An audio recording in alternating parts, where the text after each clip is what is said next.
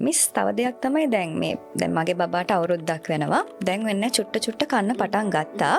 දැන් ෆසීට මං හිතනවා පොඩ්ඩක් ෆසීට කියන එකෙන් චුට්ටක් ඔන්න බහැරට ගිහිල්ලා පිකීට කෙනෙක් වෙන්න හදනවාද කියලාත් මට හිතෙනවා. ඔව් ඇත්තටම මේ තෝර කන්න පටන් ගන්න ඒක පටන් ගන්නේ බබාලා සාමාන්‍යයෙන් මොන වයස් සීමාවන් වලදීද? ගොඩක් වෙලාවට ඔය කෑම පික් කරන්න පටන් ගන්නේ නම් අවුරුද්ද ලැබුවට පස්සේ මාස 12 දී වගේ තමයි.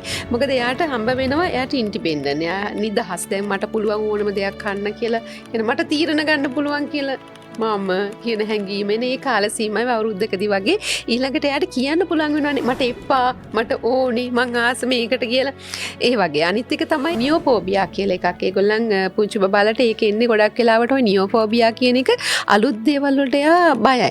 විශේෂයෙන් කෑම වලට. ඉතින් ඒව හැදිලා තියෙනව සෝබාදාමේ බබාව ආරක්ෂා කරන්න. ඉතින් ඒ වගේ හේතු නිසා අවුරුද්දකදී වගේ කාලෙකදී තමයි පික් කරන්න පටන් ගන්නේ.